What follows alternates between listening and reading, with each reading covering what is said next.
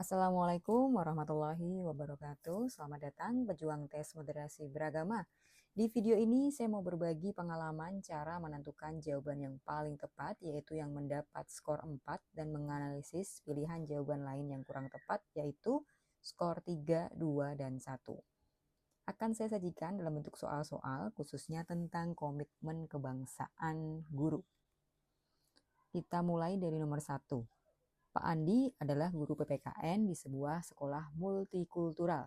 Suatu hari, ia melihat beberapa siswa dari agama berbeda sedang mendiskusikan rencana kegiatan Hari Kemerdekaan.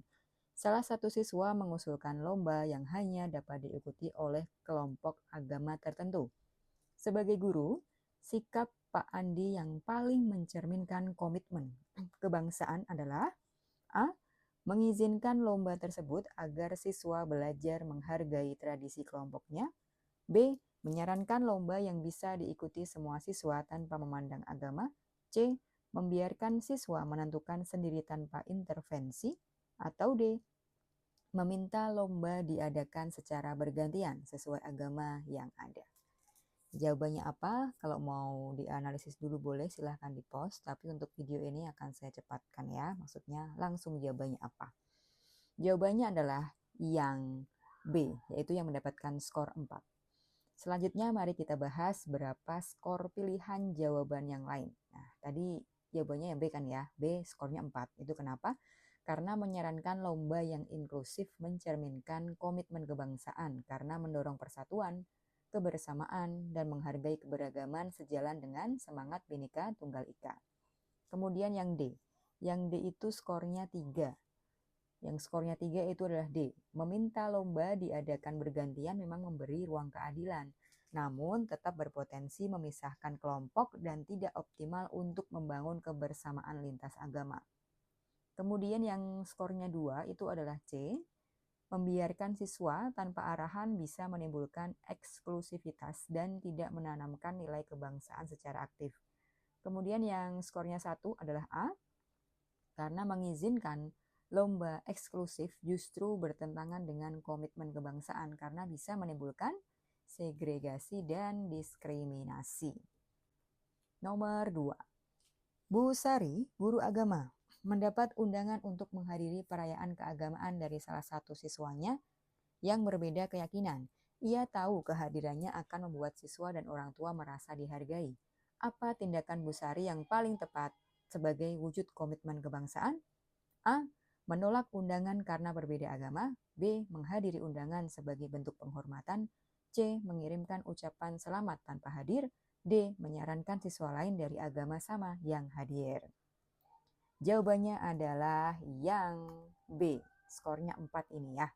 Skornya 4 kenapa? Karena menghadiri undangan menunjukkan penghormatan toleransi dan penguatan persatuan bangsa sesuai nilai moderasi beragama dan komitmen kebangsaan. Lalu yang skornya 3 itu ada di pilihan jawaban C. Mengirim ucapan selamat baik, namun tidak sekuat kehadiran langsung dalam membangun jembatan kebangsaan. Yang mendapat skor 2 itu pilihan jawaban yang D. Karena menyarankan siswa lain hadir, kurang relevan karena guru punya peran sentral dalam memberi teladan. Kemudian yang skornya 1 itu ada di pilihan A. Menolak undangan menunjukkan sikap eksklusif dan kurang mendukung persatuan dalam keberagaman. Selanjutnya nomor 3. Nomor 3, dalam rapat guru, muncul wacana agar upacara bendera hanya diikuti oleh siswa mayoritas agama tertentu karena alasan efisiensi. Sebagai guru yang moderat, sikap Anda adalah A. Mendukung usulan tersebut demi efisiensi. B. Menolak karena upacara bendera adalah momen persatuan seluruh bangsa. C. Mengusulkan upacara khusus untuk tiap kelompok agama. Atau D. Tidak berpendapat mengikuti keputusan mayoritas. Jawaban yang paling tepat, yaitu jawaban yang mendapatkan skor 4 adalah yang B. Menolak. Karena apa? Menolak dengan alasan upacara itu adalah simbol persatuan seluruh warga negara sesuai semangat dan komitmen kebangsaan. Yang mendapatkan skor C, skor 3 maksud saya, skor 3 itu pilihan yang C. Ya, karena mengusulkan upacara khusus memang memberi ruang, tapi justru melemahkan simbol persatuan nasional. Kemudian yang dapat skor 2 itu pilihan D, tidak berpendapat itu berarti abai terhadap nilai kebangsaan yang seharusnya dijunjung. Kemudian yang dapat skor 1 itu A, pilihan jawaban yang A, mendukung usulan tersebut bertentangan dengan prinsip kebangsaan dan bisa memicu diskriminasi. Lanjut ke nomor 4. Pak Rudi mengajar di sekolah yang siswanya berasal dari berbagai suku dan agama. Saat pelajaran sejarah, ia membahas peran tokoh-tokoh nasional dari beragam latar belakang.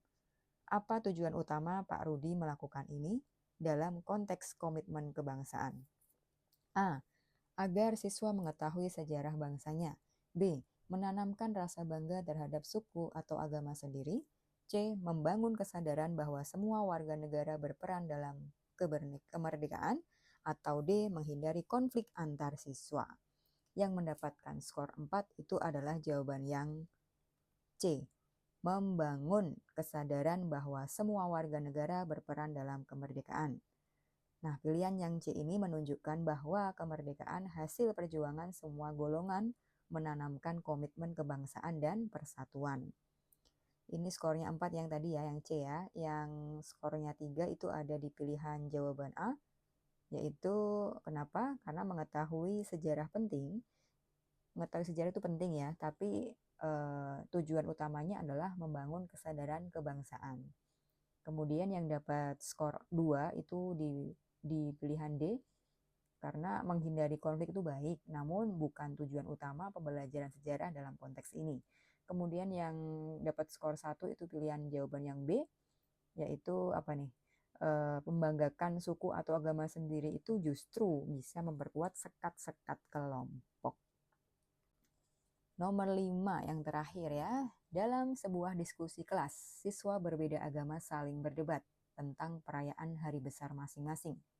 Sebagai guru, tindakan Anda yang paling tepat untuk menanamkan komitmen kebangsaan adalah A. Membiarkan debat agar siswa belajar berargumen.